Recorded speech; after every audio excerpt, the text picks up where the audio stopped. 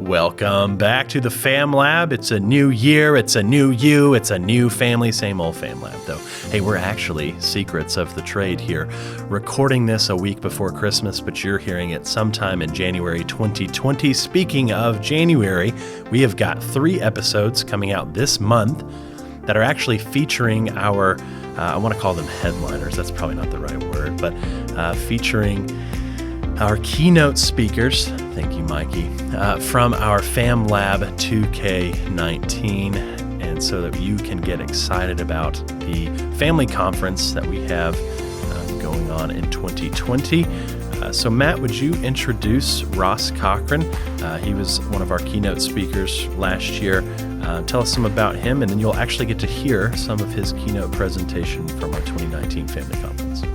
Thanks, Barrett. We were blessed to have Ross Cochran with us last year. Ross has taught at Harding University for over 30 years and has twice received their Distinguished Teacher Award, and he has served churches across the United States, as well as directing Camp Dakota, Harding University summer camp.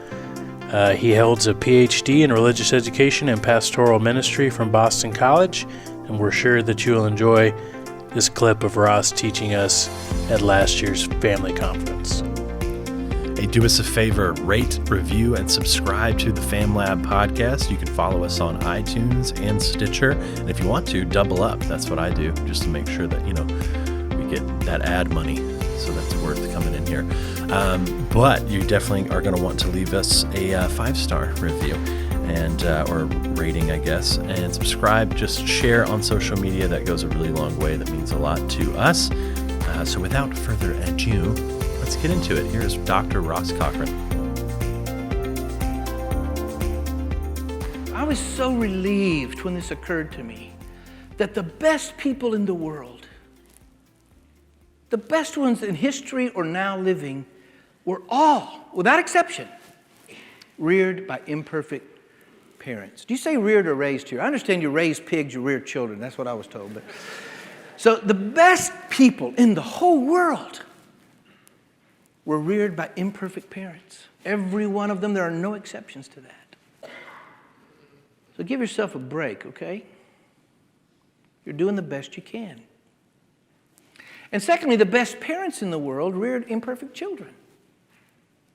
And there are no exceptions to that. There are no exceptions to that. And I hope just those 2 kind of little observations will give you hope. David Elkind claims that childhood has a task to perform. That childhood, the period of life called childhood, has something to perform in a child's life. And if we rush that, if we put too much pressure on them and don't let them be children for a long enough time, it has some pretty bad effects. We want to communicate value to children, but we don't want to become helicopter parents or lawnmower parents. People that you go in front of your kid and knock all the barriers down. Okay? There's other ways to be. I think we're too much in this culture, a child-centered culture. It's too much. We don't want to give kids the idea that they're the center of the world for several reasons, one of which puts a lot of pressure on them.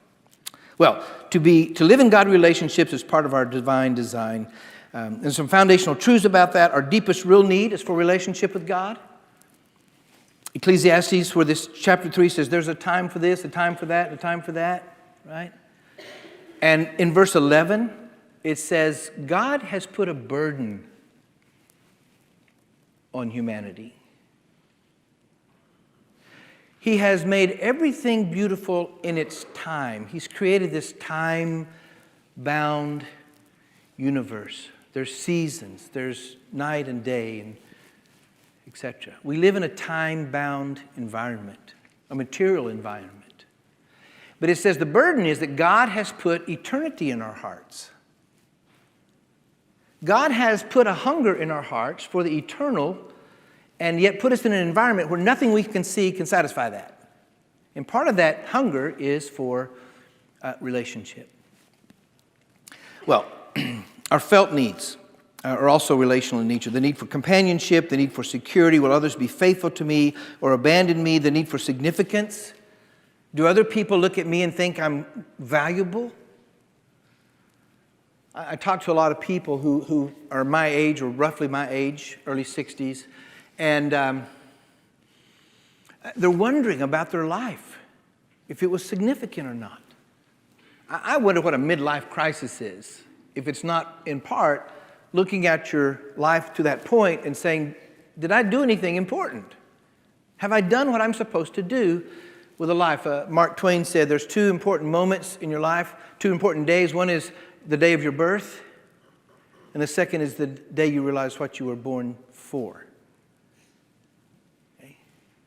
And we were made for relationships. I love this book by Harold Kushner, When All You've Ever Wanted Isn't Enough. The Search for a Life That Matters. A really good book, a few years old, kind of reflections on Ecclesiastes. He said, it's not our fear of death that haunts our sleep.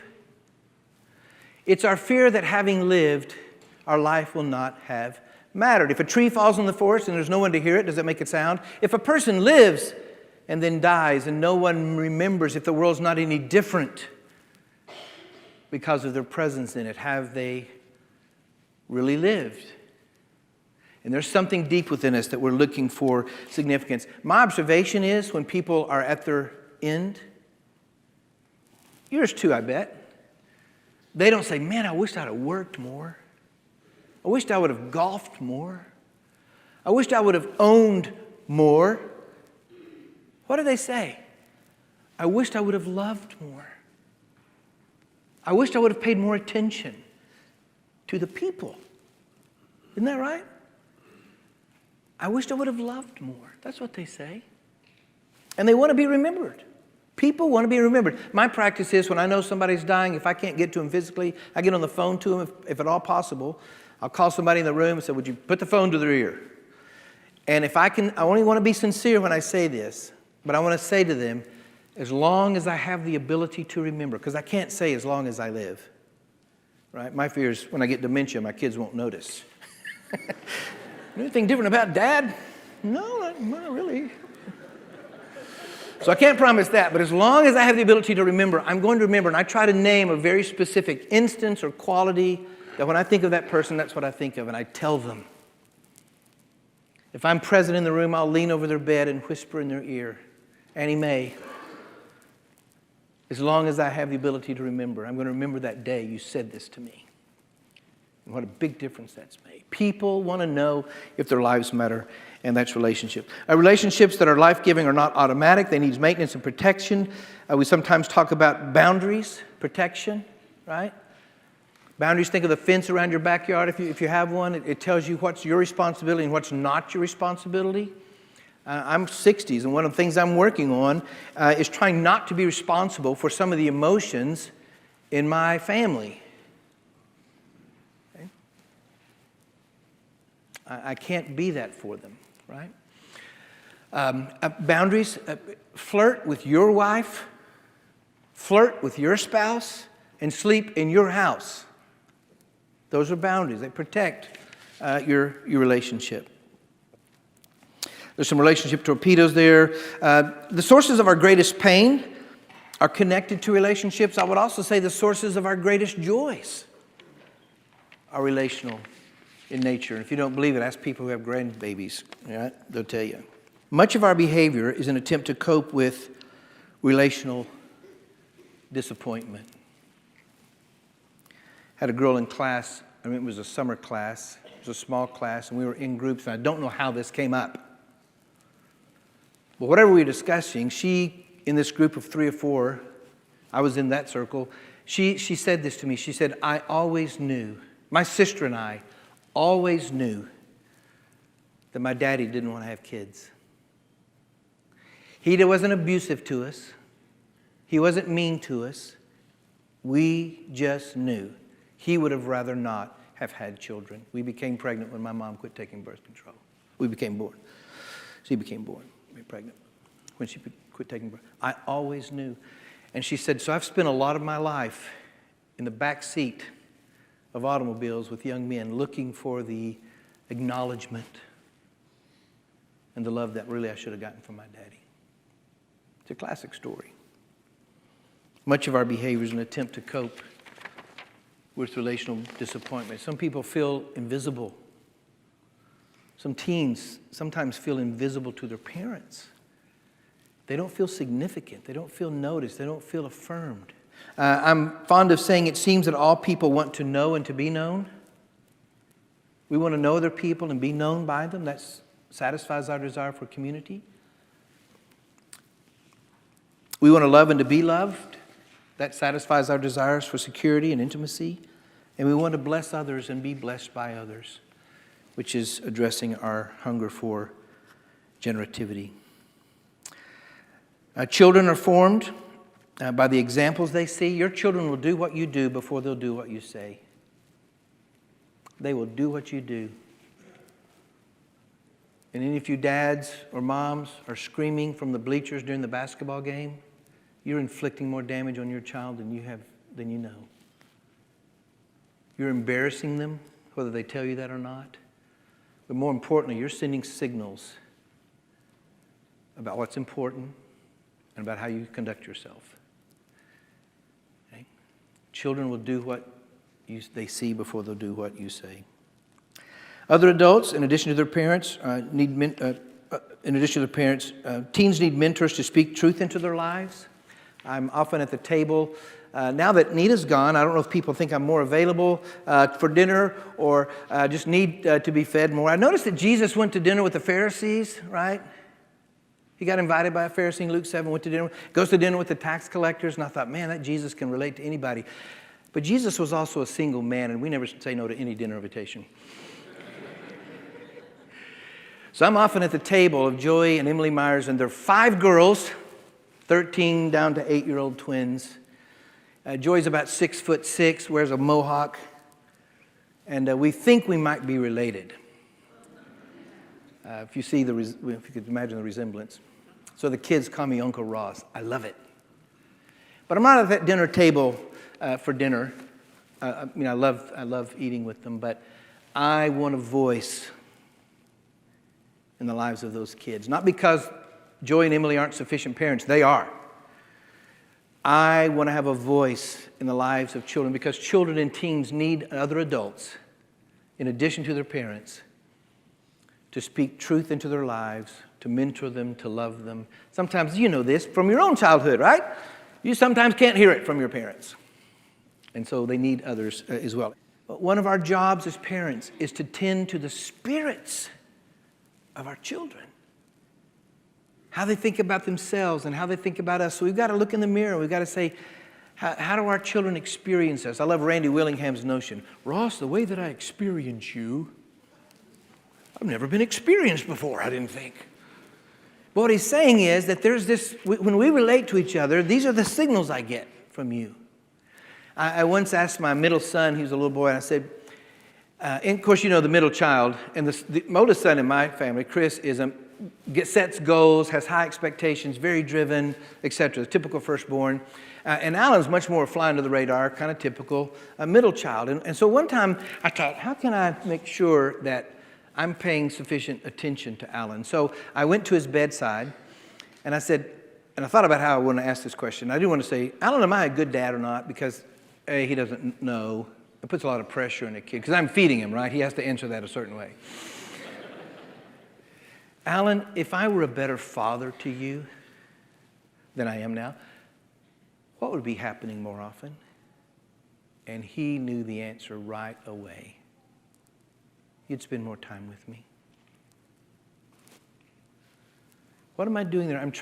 How are you experiencing me as a dad? How are you experiencing me as a husband? Nita, what are your love languages these days? If I were a better husband to you, say the next 5 years, if I were growing as a husband, coach me. What 3 things would you like to see more present in my life, our relationship? Ask them. I'm embarrassed to look back on how little I knew about being a husband and a father. I grew up in a strong home, but the things that I wanted to have on board just weren't there until some degree much later. Maybe you know what you're doing. as a spouse, as a parent. But if you don't, ask the people that know you in those roles. You know, okay, I'm thinking I'm about a 7 as a dad. I want to be an 8. Tell me how I can get there. And don't be defensive, no matter what they say. Go, thank you very much. If you need to respond to that some way, you can later. Ask them, if I were a better husband, if I were a better father, if I were a better mother, if I were a better wife, what would you be seeing more of? What would better look like? Great question. Take your spouse to dinner. Listen, I want us to do well. I want to do better. What would better look like for you in our marriage and the way you experience me as a spouse? Wow, wasn't that great? I love Dr. Cochran. A lot of good info there for sure. Let's open it up for a little Fam Lab roundtable discussion. How did it make you feel? What'd you like? What'd you not like? Rosalind? Well, I mean, Dr. Cochran, let me just say this. I am so jealous that Matt had a chance to sit in his class and get all of that great wisdom and Bible knowledge. He just knows so much. And, you know, I will add that my daughter just completed one of his Bible classes. She's a freshman at Harding University. And it was absolutely her most favorite class this past semester. That's cool. And he's the real deal. I mean, he invited them all to his house for dinner, and they sat around after dinner in his living room, and he talked about his sweet wife, and he just, it brought back everything that he talked about last year and how relationships are so important, and he lives that out, you know, with his family and his community and with the students in his class. And I just love that about Dr. Cochran. He definitely has some real life experience to pair with what he's teaching and preaching. He's not afraid to also live it, like you said, which is really important. One of the things that, you know, makes that particular talk so unique and powerful is, you know, the blending of the practical with the theological, you know, the emphasis on the fact that we serve a relational God, a God that is Father, Son, and Spirit, and that sets the tone for our entire approach to relationships and thinking about just how important those are in our lives. But I know that we all, you know, had some different notes about the significance of relationships. Anyone have something that stood out from a significance of relationship standpoint? Yeah, I wrote down, a couple pages of things that I wanted to just remember that he said, and one in particular that he kind of posed this question is, do our kids feel noticed, significant, and affirmed by us? As parents, are we actually, you know, affirming our kids and the things that they are good at, or that they're just a good person?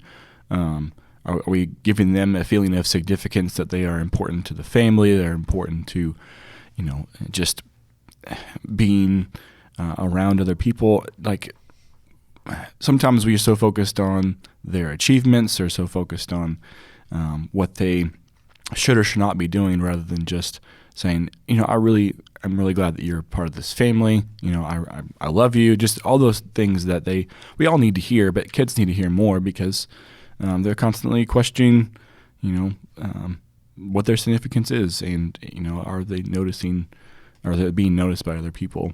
And so that was a great thing that he mentioned for us to just be reminded of. I love that point too, Kyle. So thanks for bringing that up.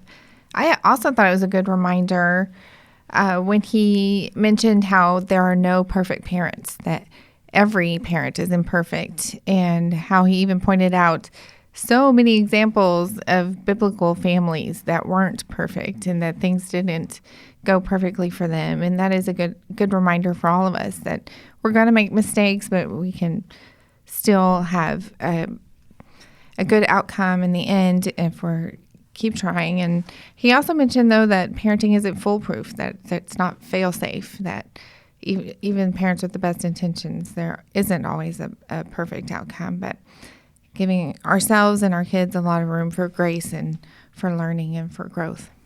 I think on those lines, I know,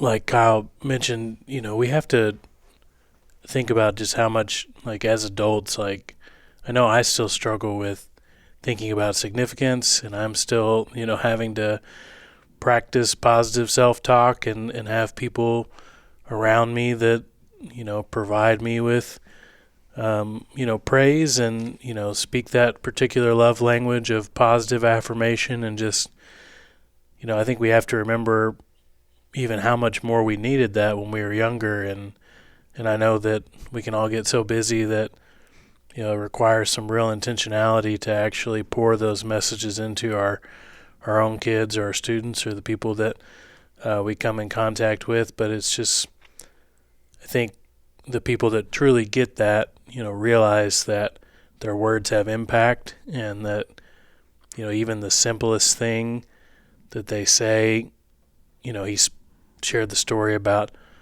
what seems like a time in which most people shy away from speaking into someone's life, like kind of at the end. And he was talking about how he wanted to double down on, making sure they realized their significance. And I think that, we're called to be people who encourage, and that's a part of our calling as Christians for sure.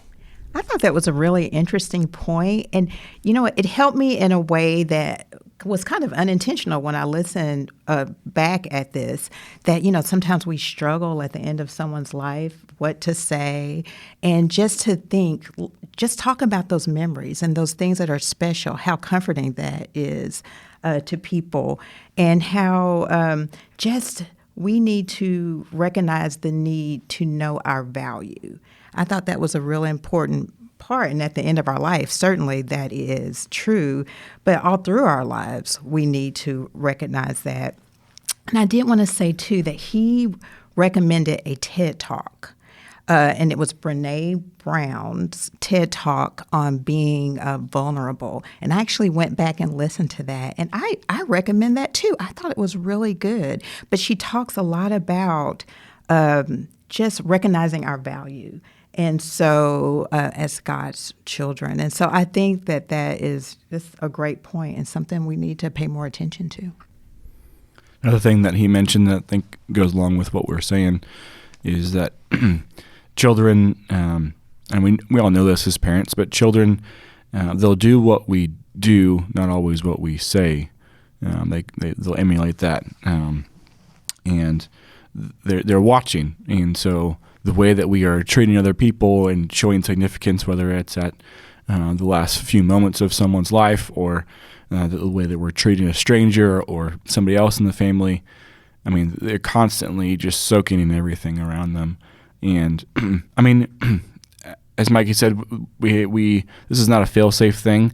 We're imperfect people, and it's funny, and at least it kind of calms me in a sense that when we go back to the people in the Bible and they had really messed up lives, and yet we look and put them on a pedestal, we look at them and think, man, if I could have such faith like that. We as parents can be a great influence on our kids, and we just have to realize that, man, we mess up, but let's be vulnerable, let's learn, let's show our kids what it means to apologize, let's show our kids what it means to ask for forgiveness and offer forgiveness. But they're constantly looking on what they're supposed to do as they get older and learning from us, and it's just something that we have to obviously keep in mind all the time. That was kind of a downer, sorry. We all need to be brought down so we can be brought back up for sure. But yeah, I mean, we think about trying to set, patterns and rituals and rhythms of our family life that really emphasize our actions and not just our words. I think about body language, about, and people can say, we are the church, not we go to church. But I just think about, when our body language about when we do bring our family to worship, are we not wanting to get in the car, or are we not wanting to, leave whatever we're doing, or, are we, the minute we get, back home, are we so glad that we're home versus like, the place we just came from? It's just one, example, but of, the way we carry ourselves is going to communicate just as much as the sermon that we all just listened to, for sure. To that point, and forgive me if this was not in the excerpts that we put with this episode, but he talks about helicopter parents, and that's something that Jen and I have, as we're raising a toddler now, I guess a young toddler, but a toddler nonetheless, and the body language and our habits of, okay, if he falls, do we swarm in there and make sure, every boo-boo is kissed immediately, or, and then the patterns that you're talking about, Matt, and it's something that, again, I've said on this podcast before, but, are you the helicopter parent? What does he say? The lawnmower parent? You're a foot ahead and you're mowing down every obstacle. Again, not sure if you guys heard that, so I'll take credit for it. But Ross uses that one, and talk about the fire truck parent. Just racing to every scraped knee and every problem that they come into contact with at school and that sort of thing. But does a really good job of, hey, we're meant for a relationship. We are built for that, and you can also take that too far, or it can be the wrong type of relationship. I know that's something I struggle with, and that I want my son, my mindset right now is like, I really want him to be one of my best friends, and I want to be, in a really happy, healthy relationship with him. And it's also already sad to think about, at some point, I'm going to have to give him so much space and distance, and we're going to have to work through so many tough things. So I just like the thought of, and kind of the nicknames that he gave those. Those were really fun. And I think worth thinking about, especially as we're kind of, January, I guess, we're starting a new semester. Maybe there's new classes in your school or in your students' school life and things that are going on. We may be tempted to step in and to kind of take over some obstacles, or, feel like we have to stay up studying with them.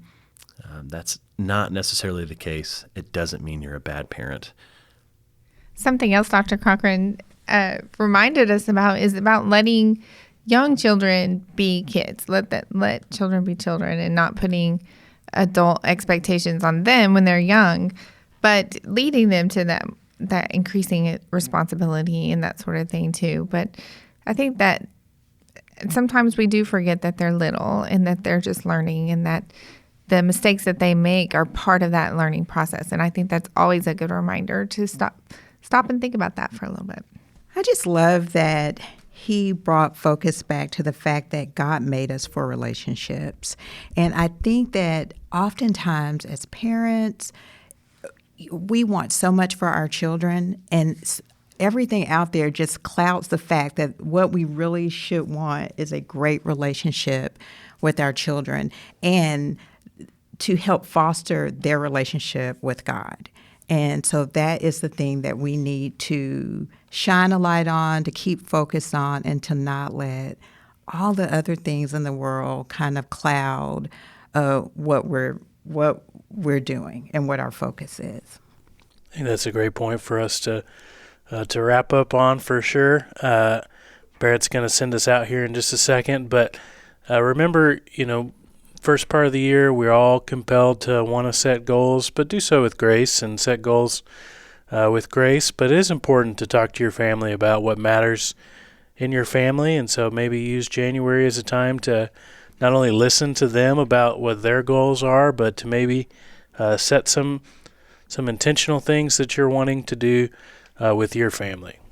That's awesome. We were just talking to some of our high school teens that work with the Fam Lab about being generous this time of year. And again, I know you're hearing this in January, but being generous with your grace, your forgiveness, your mercy, with your attention, your attitude, all of those really good things. Would be a great way to start the new year. Remember, please rate, review, and subscribe. Help us out at the Fam Lab by giving us a positive review, sharing on social media. You can email us at hellofamlab@gmail.com. We would love to hear from you. We would love to know if this podcast is beneficial in any way, what you liked, any suggestions that you have for making this a better podcast, for making this more accessible. We also have a Facebook page, so you can find us on Facebook. You can get in contact with us over there as well. Again, thank you for listening. We appreciate it. Rate, review, subscribe. See you next episode.